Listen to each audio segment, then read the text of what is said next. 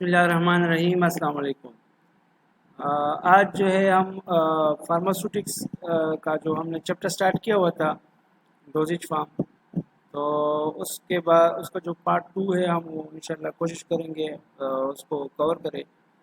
तो हमने जो पिछला पार्ट था इसका फार्मास्यूटिक्स डोजेज फार्म का चैप्टर जो है इसका जो पिछला जो पार्ट है उसमें हमने डिस्कस किया जो टैबलेट है उसके डिफरेंट वो जो टाइप्स थे उसके बारे में, उसके एडवांटेजेस और डिसएडवांटेजेस के बारे में पढ़ा।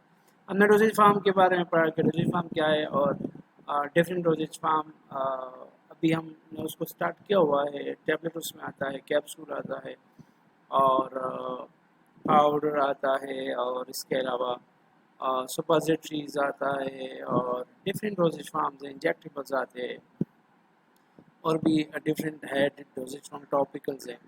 तो उसमें हमने टैबलेट किया था। बस जो हमने फर्स्ट जो पार्ट है उसमें हमने टैबलेट और उसके डिफरेंट टाइप्स के बारे में पढ़ा था।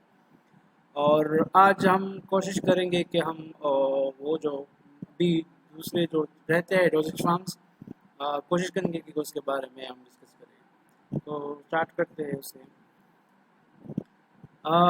टैबलेट के डिफरेंट टाइप्स के बारे में हमने पढ़ा था उसका उस पिछले वीडियो में, और आज हम उसकी जो फार्मूलेशन है टैबलेट्स के डिफरेंट फार्मूलेशन मेथड्स उसके लिए यूज़ होते हैं, यानी उसके मैन्युफैक्चरिंग में डिफरेंट मेथड्स होते हैं। टैबलेट मैन्युफैक्चरिंग या उसके फार्मूलेशन से मुराद जब हम टैबलेट को बनाते हैं तो उसके लिए कुछ खास मेथड्स है, वो उसको हम फार्मूलेशन मेथड्स कहते हैं या टेक्निक मैन्युफैक्चरिंग मेथड्स कहते हैं। तो वो जो डिफरेंट मेथड्स यूज़ होते हैं टैबलेट को मैन्युफैक्चर करने के लिए या उसको बनाने के लिए टैबलेट्स को, उसके लिए कुछ खास मेथड्स यूज़ होते हैं। उसके बारे में आज हम जनरली ब्रीफली हम उसको डिस्कस करेंगे कि वो कैसे हम उससे चीज़ें बनाते हैं, टैबलेट्स कैसे बनाते हैं। ठीक है, तो इंशाल्लाह हम उसके बारे में थोड़ा ब्रीफली पढ़ेंगे। टैबलेट्स अच्छा, जो जो भी टैबलेट्स हमारे पास अवेलेबल है हम जब यूज़ करते हैं उसको लेते हैं किसी भी पर्पस के लिए, चाहे जो भी पर्पस के लिए हम टैबलेट यूज़ करते हैं। तो टैबलेट का एक ख़ास हमने देखा हुआ होता है कि सारों तकरीबन आपने टैबलेट यूज़ किए होंगे कि टैबलेट का एक ख़ास शेप होता है, उसका एक ख़ास वेट भी होता है और उस पर लिखा भी होता है कि जो भी आपको टैबलेट हो तो उस पर मेंशन होता है कि इसमें जो क्वांटिटी है, जो भी एक्टिव इंग्रेडिएंट होता है, एक्टिव फार्मास्यूटिकल इंग्रेडिएंट होता है, तो उसकी क्वांटिटी उसमें मेंशन होती है। तो जितनी भी क्वांटिटी में होता है, जितना भी उसका डोज होता है एक टाइम के लिए, तो उस पर वो मेंशन होता है कि this tablet contain that much of that ingredient, तो वो उसमें मेंशन हुआ होता है। तो टैबलेट में एक्टिव इंग्रेडिएंट के अलावा कुछ और चीज़ें हमने पहले भी डिस्कस किया हुआ है इसको। टैबलेट्स में अब एक्टिव इंग्रेडिएंट के अलावा कुछ और भी चीज़ें होती है, कुछ और भी मटेरियल होते हैं, उनको हम एक्सिपिएंट्स कहते हैं। ठीक है, तो जो चीज़ें हम मेडिसिन के वो जो डिजीज़ के ट्रीटमेंट के लिए कोई कंडीशन या कोई एलिमेंट को मैनेज करने के लिए हम यूज़ करते हैं उसको हम एक्टिव इंग्रेडिएंट कहते हैं।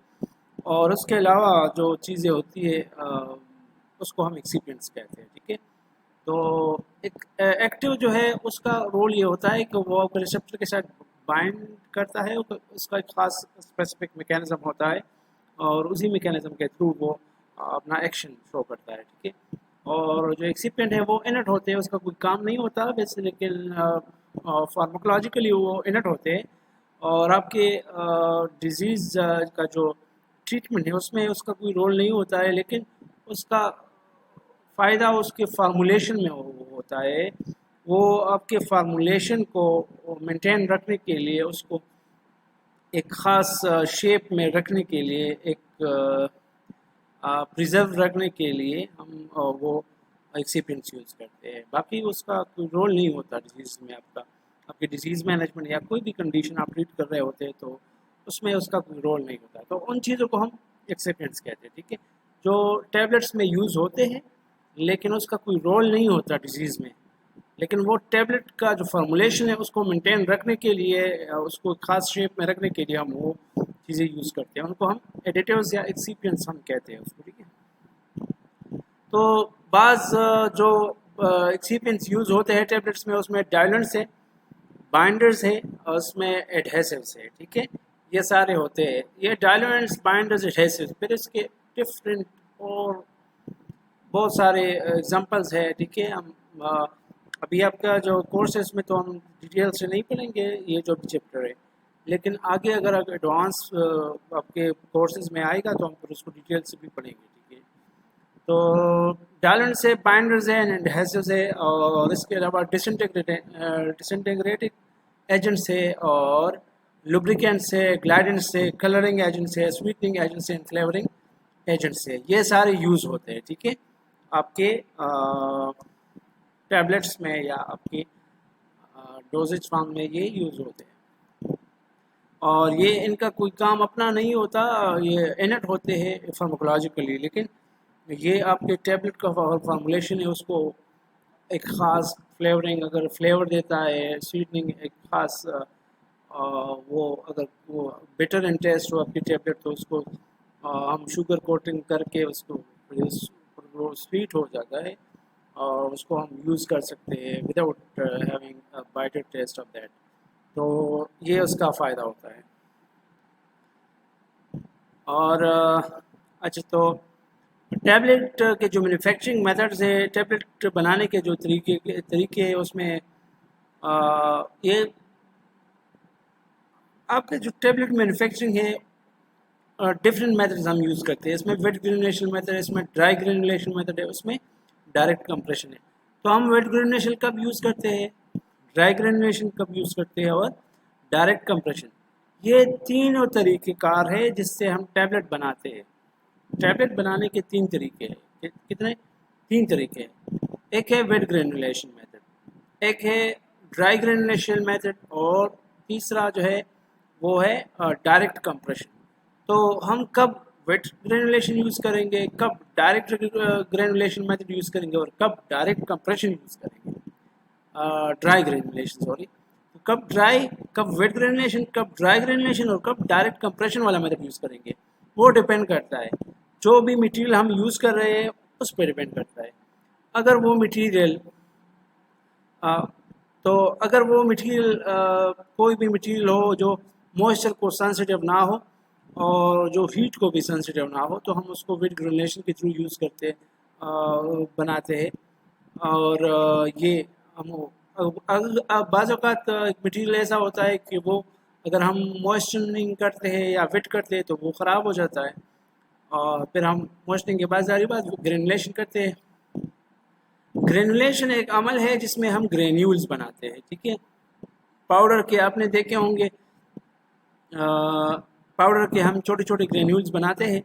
तो ग्रेनुलेशन, वो जो ग्रेन्यूल बनाने का जो अमल होता है उसको हम ग्रेनुलेशन कहते हैं। तो बाज़ औक़ात हम ग्रेनुलेशन जो है वो वेट गीला करके पाउडर को हम पहला वो उसके थ्रू एक ग्रेनुलेटिंग फ्लूइड, एक मॉइस्चरिंग, वो वाटर भी हो सकता है, वो आईपीए भी हो सकता है, आइसोप्रोपाइल अल्कोहल, और भी हो सकते हैं ग्रेनुलेटिंग फ्लूइड्स। तो वो हम फिर उसको स्प्रिंकल करते हैं उस पर, और उसके बाद वो ग्रेन्यूल्स बनाते हैं एक ख़ास मेश नंबर के, एक ख़ास जो है मेश नंबर से उसको हम पास करते हैं, और उसके बाद फिर उसके ग्रेन्यूल्स बन जाते हैं। उन ग्रेन्यूल्स को फिर हम ड्राई करते हैं, और ड्राई करने के बाद फिर हम उसको कंप्रेशन करते हैं और टैबलेट्स उसके बन जाते हैं, ठीक है, उस बाद में। तो ऐसा होता है वेट ग्रेनुलेशन में।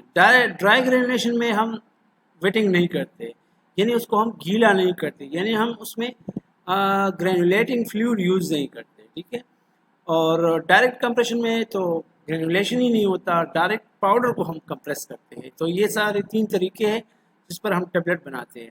तो कब कौन सा मेथड हम कब यूज़ करेंगे वो डिपेंड करता है आपके पाउडर की जो प्रॉपर्टी है उस पर, ये डिपेंड करता है कि आपकी पाउडर की जो प्रॉपर्टी है वो मॉइस्चर सेंसिटिव तो नहीं है, या वो हीट सेंसिटिव तो नहीं है।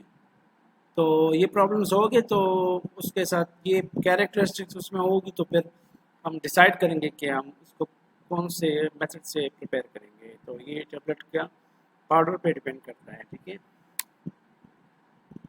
कितने स्टेप्स, अच्छा आपके टेबलेट प्रिपरेशन में डिफरेंट स्टेप्स होते हैं।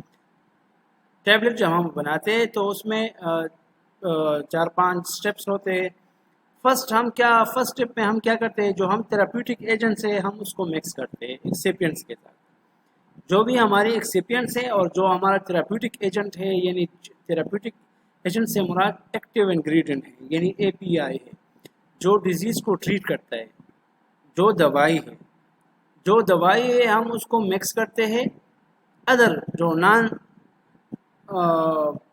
मेडिसिनल चीज़ें होती है टैबलेट्स में, उसके साथ हम उसको पहले मिक्स करते हैं, ठीक है। फर्स्ट स्टेप में क्या करते हैं, हम मिक्स करते हैं एक्टिव इंग्रेडिएंट को एक्सिपिएंट्स के साथ। हमने इस एक्सिपिएंट्स के बारे में पढ़ा कि ये क्या होते हैं।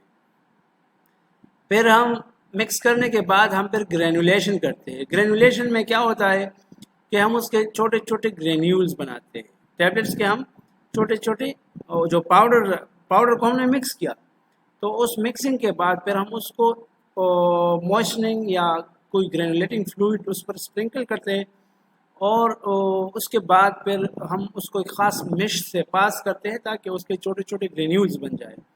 ग्रेन्यूल्स बनाने का मकसद ये होता है कि पाउडर अगर छोटे छोटे पाउडर हो, फाइन पाउडर हो, तो उसकी फ़्लो उतनी बेहतर नहीं होती है जो जितनी ग्रेन्यूल्स की बेहतर होती है। तो ग्रेन्यूल्स बनाने का फ़ायदा उसकी फ़्लो प्रॉपर्टी को इन्हेंस करना होता है।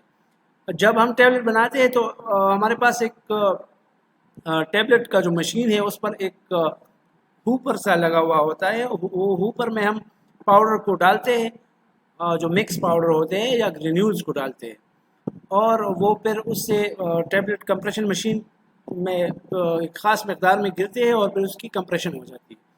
तो जब वो मटेरियल ग्रेन्यूल्स उसके हो तो ग्रेन्यूल्स की फ़्लो अच्छी होती है, वो आसानी से गिरते हैं उसमें, जो मशीन में वो आसानी से फ़्लो करते हैं।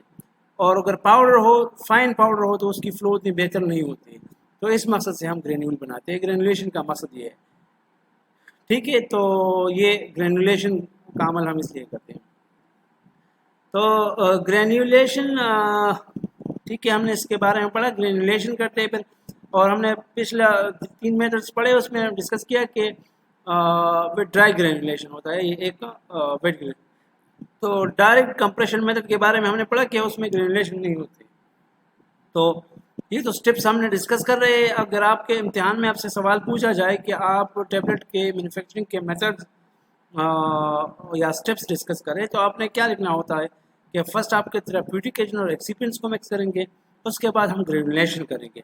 लेकिन ग्रेनुलेशन डायरेक्ट कंप्रेशन मेथड में नहीं होता है, ठीक है। तो उसमें आपने ये नहीं लिखना होता है, ठीक है। फिर उसके बाद ग्रेनुलेशन के बाद मिक्सिंग ऑफ द पाउडर हम करते हैं। जो पाउडर या ग्रेन्यूल्स होते हैं हम उसको मिक्स करते हैं। कुछ चीज़ें ऐसी होती है कि हम उसको आखिर में मिक्स करते हैं ग्रेन्यूल्स के साथ। कुछ चीज़ें एक्सिपिएंट्स में ऐसी होती है कि हम उसको at the end step mix करते हैं, उसमें लुब्रिकेंट्स होते हैं, और ये सारी चीज़ें हम सारा जो प्रोसेस है ग्रेनुलेशन का वो अगर मुकम्मल हो जाए तो, और बाकी सारे एक्सिपिएंट्स को हम मिक्स कर ले, तो आखिर में हम एक स्टेप होता है जिसमें हम मिक्स करते हैं लुब्रिकेंट्स को। लुब्रिकेंट्स का ज़ाहिरी बात है, आपको पता होगा कि ये फ़्लो को ऊपर में जो पाउडर का जो फ़्लो होता है उसको इम्प्रूव करने के लिए हम लुब्रिकेंट्स यूज़ करते हैं। लुब्रिकेंट्स भी पाउडर होते हैं, इसमें मैग्नीशियम स्टीरेट है, कैल्शियम स्टीरेट है, ये लुब्रिकेंट के तौर पर यूज़ होते हैं। टैबलेट मैन्युफैक्चरिंग में ये मैग्नीशियम स्टीरेट या कैल्शियम स्टीरेट ये हम यूज़ करते हैं, और ये एक्सिपिएंट्स है, ये फ़्लो को आपके फ़्लो को इन्हेंस करते हैं। उसके बाद हम वो सारी चीज़ें ऐड करके फिर हम उसको हुपर में डालते हैं और फिर उसकी कंप्रेशन करते हैं, ठीक है। तो ये स्टेप्स होते हैं टैबलेट्स मैन्युफैक्चरिंग में, सही है। तो वेट ग्रेनुलेशन के बारे में तो आपको मैंने डिस्कस किया कि इसमें हम क्या वेटिंग करते हैं, हम उसको गीला करते हैं पाउडर को, ग्रेनुलेटिंग फ्लूइड इस पर स्प्रिंकल करते हैं, फिर उसको एक ख़ास मिश नंबर से पास करते हैं कि वो मिश नंबर जितना साइज़ हमें रिक्वायर होता है ग्रेन्यूल्स का, उसी साइज़ के मिश से हम उसको पास करते हैं और उसके ग्रेन्यूल्स बन जाते हैं, और उसके ग्रेन्यूल्स के बाद फिर हम उसको ड्राई करते हैं और फिर ग्रेन्यूल्स की कंप्रेशन करते हैं। तो वेट ग्रेनुलेशन में ऐसा होता है, ठीक है। ड्राई ग्रेनुलेशन में हम ग्रेनुलेटिंग फ्लूइड यूज़ नहीं करते हैं, और इसको स्लगिंग मेथड भी हम कहते हैं, ठीक है। हम इसके ग्रेन्यूल्स बनाते हैं और हम इसके वो नहीं होता, ग्रेनुलेटिंग फ्लूइड इसमें यूज़ नहीं होता। और ये ज़्यादातर उन टैबलेट्स उन पाउडर के लिए यूज़ होता है जो मॉइस्चर सेंसिटिव हो, या जो टेम्परेचर को विथस्टैंड नहीं कर सकते हो, जो टेम्परेचर को सेंसिटिव हो। तो ये हम उन पाउडर के लिए ये मेथड यूज़ करते हैं टैबलेट मैन्युफैक्चरिंग के लिए।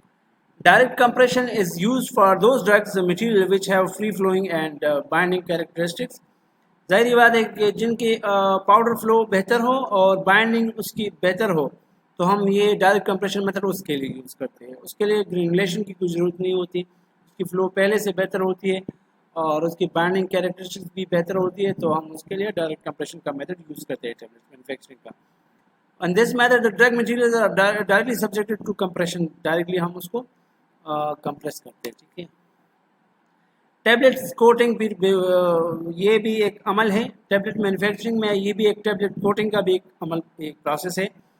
टैबलेट कोटिंग हम इस किस लिए क्यों करते हैं, तो हम टैबलेट को, ताकि टैबलेट जो है अच्छा लगे, बेहतर लगे, उसमें कोई वो डार्ट्स वो स्पॉट्स ना हो, जिसको मॉडलिंग भी कहते हैं, मॉडलिंग, ठीक है। मॉडलिंग जब टैबलेट्स पर डिफरेंट स्पॉट्स हो, तो ये तो वो डिफेक्ट्स है, वो तो फिर अलग एक टॉपिक है। लेकिन टैबलेट हम कोटिंग किस लिए करते हैं कि वो अच्छा लगे, बेहतर लगे, जो भी पेशेंट उसको यूज़ करता हो तो उसके लिए वो अपीलिंग हो, बेहतर हो। और ये इसलिए करते हैं, और उसकी टेस्ट और उसकी स्टेबिलिटी और उसका जो अपीयरेंस है वो बेहतर हो, उसके जो इंग्रेडिएंट हो वो एक कंट्रोल पैटर्न में रिलीज़ हो, इसलिए हम करते हैं टैबलेट की कोटिंग। और बाज़ औक़ात हम टेस्ट को मास्क करने के लिए भी यूज़ करते हैं। बाज़ औक़ात कोई टैबलेट कोई वो जो अपना जो टेस्ट होता है वो पाउडर का, वो बेटर होता है, कड़वा होता है, तो हम उसको, उसका जो कड़वापन है वो उसको दूर करने के लिए, और इसलिए कि पेशेंट उसको यूज़ करे, उसको कोई प्रॉब्लम ना हो, तो उसको हम कोटिंग करते हैं, ज़्यादातर शुगर कोटिंग करते हैं, और फिर वो आसानी से पेशेंट यूज़ कर सकता है, इसलिए भी करते हैं। To prevent the drug from external condition, और एंटेरिक कोटिंग भी करते हैं हम उसको, टैबलेट को इन्वायरमेंटल जो फैक्टर्स हैं उनसे बचाने के लिए हम ख़ास किस्म की कोटिंग करते हैं। और एंटेरिक कोटिंग होता है वो, और उसमें लाइट सेंसिटिव जो मटीरियल है उसको हम फॉइल से कोट करते हैं, और फिर वो ख़राब नहीं होता है, वो प्रोटेक्ट हो जाते हैं, प्रिजर्व हो जाते हैं, ठीक है। अच्छा, हमने डिस्कस किया डोजेज फार्म में, हमने स्टार्ट किया, हमने टैबलेट्स के बारे में डिस्कस किया, टैबलेट्स की मैन्युफैक्चरिंग के मेथड के बारे में डिस्कस किया, और अभी फार्मूलेशन के बारे में, और अभी टैबलेट्स का ये भी पढ़ा हमने, कोटिंग के बारे में भी पढ़ा हमने। ये डोजेज फार्म है, ठीक है। पाउडर एंड ग्रेन्यूल्स भी डोजेज फार्म है। आप लोगों ने देखा होगा कि टैबलेट भी यूज़ होते हैं मार्केट में, लेकिन बाज़ औक़ात कुछ चीज़ें पाउडर शक्ल में यूज़ होते हैं, तो ये भी डोजेज फार्म का एक किस्म है, ठीक है। पाउडर और ग्रेन्यूल्स, आपने देखा ग्रेन्यूल्स को हम यूज़ करते हैं, बाज़ औक़ात हम पाउडर यूज़ करते हैं, ORS जिस तरह हम यूज़ करते हैं, तो ये सारे ये डोजेज फार्म, ठीक है। तो पाउडर की डिफिनेशन क्या है, they are solid dosage form of medicament which are homogeneous finely divided dry material meant for internal external use। सही है, ये सॉलिड डोजेज फार्म की एक किस्म है पाउडर, और ये हम इंटरनली भी यूज़ कर सकते हैं और एक्सटर्नल एप्लीकेशन के लिए भी यूज़ करते हैं, ठीक है। According to the mode of dispensing powder of two types, powder के दो किस्म हैं, एक है bulk powder, less potent drugs are supplied in the form of bulk powder and placed in bulk container, ठीक है। और bulk powder of two types on the basis of use, उसके फिर यूज़, इसके बल्क पाउडर के दो किस्म, bulk powder for internal use है और bulk powder for external use है, ठीक है। तो एक्सटर्नल इंटरनल यूज में हम क्या करते हैं, they are finally divided drug और chemical in a dry form that may be internal for internal use. तो हम उसको इंटरनल यूज़ के लिए ये drug bulk powder for internal use, हम उसको ये फाइनली डिवाइडेड पाउडर होते हैं या इसमें ड्रग होता है, और इसको हम इंटरनल पर्पस के लिए यूज़ करते हैं। इसमें oral powder, powder spray, dry powder, inhaler या एफर्वेसेंट पाउडर इसमें आते हैं। ठीक है, बल्क पाउडर का एक्सटर्नल यूज़, इससे नाम से ये जाहिर होता है कि ये हम जो डस्टिंग का जो पाउडर है वो इसको हम ये उसमें आते हैं। ठीक है, एक्सटर्नल यूज़ में हम जो डस्टिंग पाउडर है ये या ये सारी जो है ये उसमें आते हैं एक्सटर्नल यूज़। तो एग्जांपल इसके क्या है, डस्टिंग पाउडर है, सफलेशन है, डेंटिफाइसिस है। ठीक है, ये सारे एग्जांपल है इसके। डिवाइडेड पाउडर होता है, तो डिवाइडेड पाउडर भी एक है, उसमें these powder are divided into individual. इसमें हर एक ख़ास मकदार जो जिस डोज में पाउडर जितना अमाउंट एक पाउडर का रिक्वायर्ड है किसी भी इलाज को ट्रीट करने के लिए, तो उसका एक ख़ास यूनिट हम बनाते हैं इसमें और फिर हम उसको यूज़ करते हैं। तो इसको हम डिवाइडेड पाउडर कहते हैं। Divided powder are similar formulation to bulk but individual dosage are separate wrapped. ये बल्क पाउडर का सेम ही है, लेकिन इसमें ये होता है कि हम एक इंडिविजुअल के लिए ख़ास जितना मकदार उसके लिए रिक्वायर्ड होता है, तो हम उसको एक ख़ास एक अलग रेपर में हम उसको इनक्लोज करते हैं, और एक रेपर में उसका जितना अमाउंट उसके लिए रिक्वायर्ड होता है एक डोज के लिए, तो एक रेपर में एक होता है और वो फिर उसको यूज़ करता है। इसमें ORS, dose powder, powder for injection या फर्गसन पाउडर, ये इसके एग्जाम्पल है, मार्केट में आपने देखे होंगे ये सारे। ग्रेन्यूल्स है, हमने ग्रेन्यूल्स के बारे में पढ़ा कि ग्रेन्यूल्स पाउडर को हम जब मॉइस्चर करते हैं और फिर हम उसको एक ख़ास जितना मेश नंबर हमें रिक्वायर्ड हो उससे पास करते हैं, तो उसके छोटे छोटे एग्लोमेरेट बन जाते हैं, यानी उसके एग्रीगेट्स बन जाते हैं उस पाउडर के। तो उन एग्रीगेट्स को हम ग्रेन्यूल्स कहते हैं, और ये जो ग्रेन्यूलेशन या एग्रीगेशन का जो प्रोसेस है तो इसको हम ग्रेन्यूलेशन कहते हैं। ठीक है,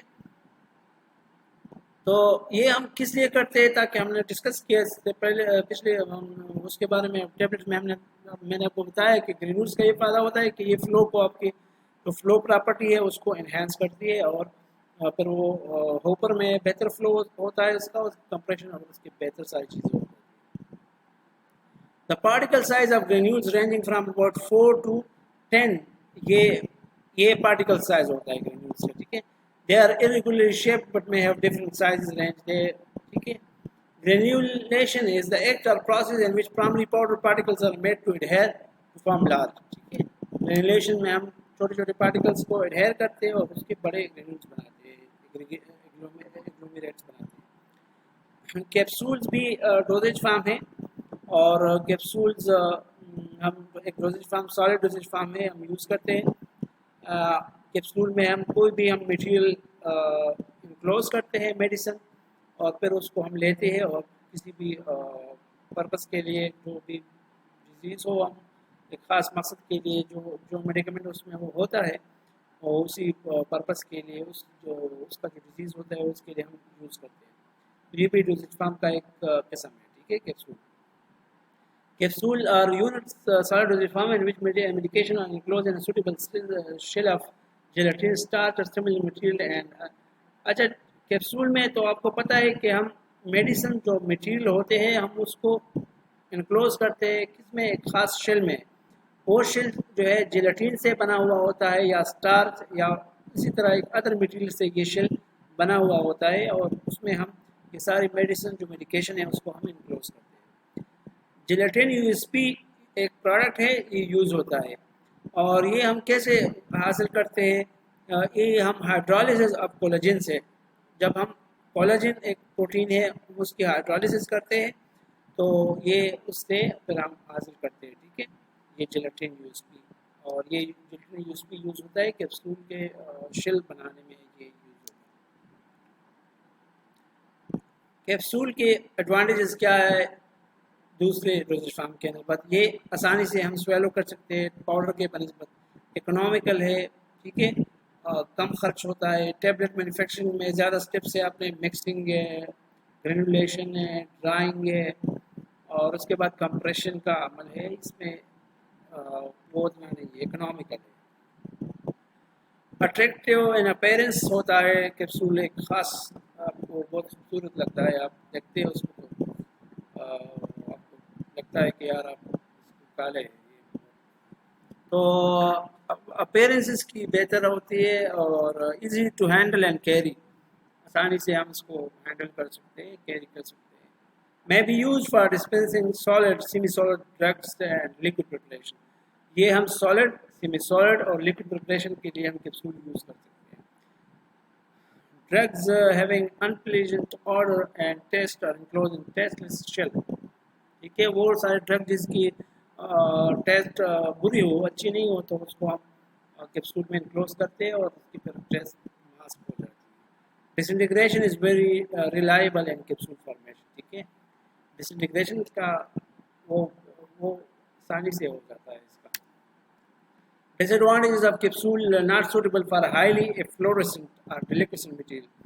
ये जो एफ्लोरेसेंस और डिलिक्वेशन के बारे में हमने पिछला 5th जो चैप्टर है उसके बाद 5th चैप्टर में पढ़ा है, आप वहाँ जाके उसको देख सकते हैं कि एफ्लोरेसेंट क्या है, डिलिक्वेशन क्या है। तो एफ्लोरेसेंट और डिलिक्वेशन मटेरियल के लिए, एफ्लोरेसेंट और डिलिक्वेशन मटेरियल से मुराद वो सारे लिक्विड सब्सटेंसेस जो मॉइस्चर को एब्जॉर्ब करता है, उसको हम फ्लोरेसेंट या डिलिक्वेशन मटेरियल कहते हैं। तो उनके लिए ये जो कैप्सूल है हम वो सूटेबल नहीं है, उनके लिए हम यूज़ नहीं कर सकते।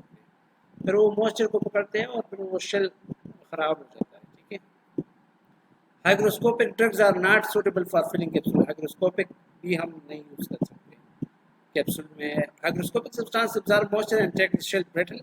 जाहिर बात है capsule can not be used in aqueous alcohol preparation में भी यूज़ नहीं हो सकते। अच्छा, कैप्सूल्स के टाइप्स है। फिर कैप्सूल में भी क्लासिफाइड एज हार्ड और सॉफ्ट जेलेटिन कैप्सूल। ठीक है, एक हार्ड जेलेटिन कैप्सूल होते हैं, एक सॉफ्ट जेलेटिन कैप्सूल होते हैं। ठीक है, ज़्यादातर जो है कैप्सूल जो है हम स्वेलो करते हैं, लेकिन कुछ कैप्सूल्स ऐसी भी है जो हम रेक्टल या विजिनल इंजर्शन या सुपोजिटरी के तौर पर भी यूज़ करते हैं। ठीक है, soft gelatin capsule क्या है? These capsules are soft and elastic in nature, which are prepared from gelatin in water to which glycerin or butyl propylene glycol has been added as plasticizer, which make the capsule flexible. ठीक है, तो soft gelatin capsule की ये composition है। ये hard gelatin capsule से किस चीज़ों के बुनियाद पर डिफरेंट है? ये बनाए जाते हैं फ्रॉम जेलेटिन एंड वाटर और उसको फिर हम ग्लाइसरीन या सॉर्बिटोल या प्रोपाइलिन ग्लाइकोल ऐड करते हैं एक प्लास्टिसाइजर के तौर पर, और इससे फिर हमारा ये कैप्सूल बन जाता है सॉफ्ट। दिस कैप्सूल इसका use for liquid and semi solid preparation. ये लिक्विड और सेमी सॉलिड प्रिपरेशन के लिए हम सॉफ्ट जेलेटिन कैप्सूल यूज करते हैं। The content of the soft capsule में be vary from 0.1 ml to 30 ml। ठीक है, these capsules are available in number of shapes like। ठीक है, ये spherical, ovoid and cylindrical and tubes में ये डिफरेंट शेप्स में अवेलेबल है। Hard gelatin capsule can have hard shell of gelatin which encloses medicaments. इसमें जेलेटिन का जो है हार्ड शेल होता है और हम मेडिकेमेंट्स को इंक्लोज करते हैं।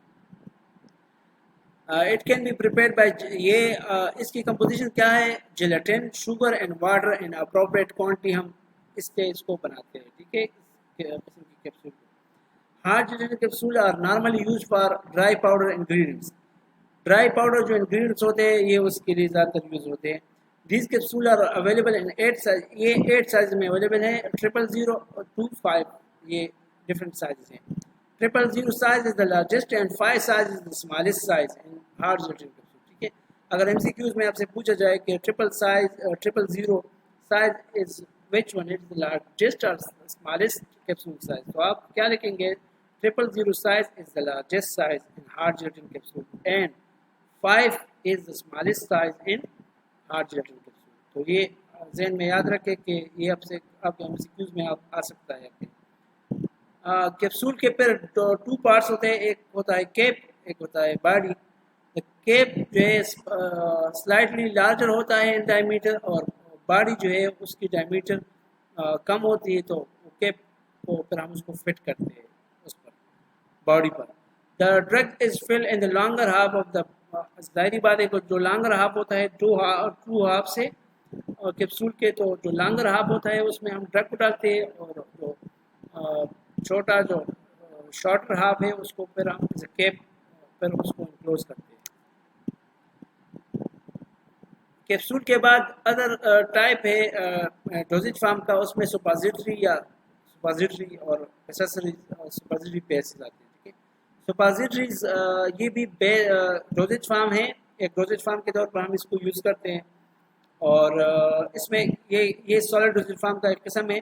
और हम सुपाजिटरीज को कैसे यूज़ करते हैं, ये जितने भी बॉडीज़ की कैविटीज़ हैं, इसमें रेक्टम भी आता है, विजिना भी आता है, ये हम वहाँ पे रखते हैं, और ये सुपाजिटरी एक ख़ास शेप्स उसके बनाते हैं हम उसको, और फिर हम उन कैविटीज़ में उसको रखते हैं, और वहाँ पे फिर इसको रखने के बाद ये मेल्ट हो जाते हैं, सॉफ्ट हो जाते हैं, और जो मेडिकेमेंट या जिसका मेडिसिन जो है वो रिलीज़ होता है वहाँ पे, और वहाँ से फिर इसकी एब्जॉर्प्शन होती है, और वो जो कंडीशन के लिए हम यूज़ करते हैं तो वो कंडीशन उससे बेहतर हो जाता है। तो ये होता है सुपाजिटरीज। और सुपाजिटरीज जो है इसमें ख़ास किस्म के बेसिस यूज़ होते हैं, जो जिसका काम एक व्हीकल का होता है, जो बेसिस होते हैं उसमें मेडिसिन को हम रखते हैं, वो एज ए व्हीकल काम करते हैं, एक ट्रांसपोर्टिंग सिस्टम के तौर पर ये काम करते हैं जो बेसिस होते हैं, और वो आपके सुपाजिटरी का जो मेडिसिन है वो ख़ास टाइम पर वो रिलीज़ करता है, और इससे आपकी वो कंडीशन है वो बेहतर हो जाती है। तो जो बेसिस यूज़ होते हैं सुपाजिटरी के, उसमें अमीनोपाइलिन वो कोका बटर बेस है या ग्लाइसरोजिलेटिन बेस यूज़ होता है। ठीक है, और सुपाजिटरीज के एग्जांपल अमीनोपाइलिन सुपाजिटरीज है या ग्लिसरॉल सुपाजिटरीज इसके एग्जांपल है। सुपाजिटरी बेसिस क्या है, मैंने डिस्कस किया आपको कि ये जो व्हीकल यूज़ होते हैं सुपाजिटरी के लिए, जो व्हीकल यूज़ करते हैं हम उसको सुपाजिटरी बेस कहते हैं, और ये इनका जो है एक इम्पॉर्टेंट रोल होता है कि आपका जब मेडिसिन रिलीज़ होता है उसमें सुपाजिटरी बेसिस का बहुत इंपॉर्टेंट रोल होता है। और ये जो सॉलिड रहते हैं, ये जो सुपाजिटरी एक सॉलिड फॉर्म में रहते हैं, तो ये बेसिस की वजह से वो एक ख़ास टाइम पर वो मेल्ट हो जाते हैं, फिर वो मेडिसिन को रिलीज़ करते हैं। कॉमन जो है सुपाजिटरी बेसिस उसमें कोका बटर है, ग्लिसरोजिलेटिन उसमें एग्जांपल है, कॉमन सुपाजिटरी बेसिस पेसेसरीज। ये भी एक सॉलिड डोजेज फार्म है, और ये ज़्यादातर जो हम विजना के लिए जो डिफरेंट कैविटीज़ होते हैं, तो उसमें जो विजना के लिए हम यूज़ करते हैं उसको हम पेसेसरीज कहते हैं। They are solid medicated preparation for introduction into the vagina, where they melt, dissolve in cavity fluid to release the medicaments. ठीक है, वहाँ पे ये मेल्ट हो जाते हैं, और मेल्ट होने के बाद फिर वो जो इंग्रेडिएंट होता है उसका वो रिलीज हो जाता है, और जो प्रॉब्लम होती है उससे वो ख़त्म हो जाती है। ठीक है, दे में बी प्रिपेयर्ड बाय मोल्डिंग और बाय कंप्रेशन। तो दो मेथड से उसके प्रिपरेशन के, या तो मोल्डिंग के थ्रू भी हम इसको बना सकते हैं, और या कंप्रेशन के थ्रू भी हम बना सकते हैं। एग्जांपल इसके इलेक्ट्रिक एसिड पेसेसरीज है, एनेस्टेटिन पेसेसरीज है, इसके एग्जांपल्स है पेसेसरीज के। ठीक है, टाइप्स ऑफ सुपोजिटरीज है, सुपोजिटरीज के डिफरेंट टाइप्स है। इसमें रेक्टल सुपोजिटरी है जिसको हम रेक्टम में रखते हैं, वेजिनल सुपोजिटरीज है जिसको हम वेजिना में रखते हैं, और ये रेक्टल से लार्ज होते हैं। यूरिथ्रल सुपोजिटरी है, इसको हम यूरिथ्रा में रखते हैं, इसको हम यूरिथ्रल बोगीज भी कहते हैं, और इसको हम यूरिथ्रा में जो होता है, यूरिथ्रा मेल में होता है, तो या मेल या फिर, तो उसमें हम उसको रखते हैं और यूरिथ्रा में। ठीक है, they are long thin cylindrical shape, ये ठीक है, लॉन्ग या थिन या सिलेंड्रिकल शेप होते हैं, और उसको डिफरेंट शेप्स में होते हैं। नेजल सुपोजिटरीज को हम नेजल बोगीज भी कहते हैं, और इसको हम नेजल कैविटी में रखते हैं। और एयर कौन है, फिर हम इसको एरिनोरिया भी कहते हैं इन सुपोजिटरी को, और ये हम जो है एयर है उसमें हम रखते हैं, और फिर खास टाइम पर वो रिलीज हो जाते हैं इसके मेडिसिन, और उसका अपना रोल प्ले करते हैं। तो ये सारे टाइप्स थे सुपोजिटरीज के, ये हमने डिस्कस किए। और डिसएडवांटेजेस है, एडवांटेजेस है इसके। तो सुपोजिटरीज के एडवांटेजेस ये है कि हम इसको एक्सटर्नल लोकल इफेक्ट या रेक्टल पर जो भी हम एक्सटर्नल इफेक्ट रिक्वायर हो तो लोकली सुपॉजिटरीज को हम वहाँ पे रखते हैं और वो फंक्शन उधर शो करते हैं, ठीक है। ये इसका एक एडवांटेज है। Use to promote evacuation of bowel, ठीक है। बाउल के जो इवैक्यूएशन का प्रोसेस है उसको इम्प्रूव करने के लिए भी यूज़ होते हैं। और अवॉइड गैस्ट्रो इंटेस्टिनल इरिटेशन को अवॉइड करने के लिए ये अगर हम यूज़ करते हैं तो ये उससे प्रॉब्लम नहीं होता है। Can be used in unconscious patient में भी हम इसको यूज़ कर सकते हैं, क्योंकि वो ओरली कुछ चीज़ नहीं दे सकते तो हम सपोजिटरीज का रूट यूज़ कर सकते हैं उसमें। Can be use for systemic effect of drug, ठीक है। सिस्टमिक इफेक्ट ऑफ ड्रग्स अगर हमें रिक्वायर्ड हो तो हम सपोजिटरी यूज़ करते हैं, ठीक है। और फर्स्ट पास मेटाबॉलिज्म होता है ड्रग्स के साथ, ये एक अमल होता है। फार्माकोलॉजी में हम सेकंड ईयर में फार्माकोलॉजी है आप लोगों का, तो उसमें हम ये डिटेल से डिस्कस भी करेंगे। तो फर्स्ट पास मेटाबॉलिज्म है और ये उससे दूर ये नहीं होता है, सुपॉजिटरी रूट से वो नहीं होता है ये। तो ये इसका फ़ायदा है, एडवांटेज है। डिसएडवांटेज ऑफ सुपॉजिटरीज क्या है? प्रॉब्लम ऑफ पेशेंट एक्सेप्टेबिलिटी, बाज़ ज़्यादातर पेशेंट को ये वो यूज़ उनको नहीं कर सकते, वो एक्सेप्टेबल नहीं होता है उनको सुपॉजिटरी का route. Can cause rectal irritation भी इससे प्रॉब्लम हो सकता है। और not suitable for patient suffering from diarrhoea, वो पेशेंट जिनको डायरिया होता है तो उनके लिए हम ये रूट यूज़ नहीं कर सकते। ये डिस्कस किया हमने, ये सारे एडवांटेजेस हम डिस्कस किए। डिफरेंट टैबलेट्स के मैन्युफैक्चरिंग मेथड्स के बारे में पढ़ा, कैप्सूल के बारे में पढ़ा, सुपॉजिटरीज के बारे में, उसके टैब्स के बारे में पढ़ा। पिछला हम नेक्स्ट पार्ट में हम दूसरी जो चीज़ें रहती है वो कवर करेंगे इंशाल्लाह। तो इसको वॉच करें और जो भी प्रॉब्लम जो भी क्वेश्चन हो तो वो पूछ सकते हैं। Thank you.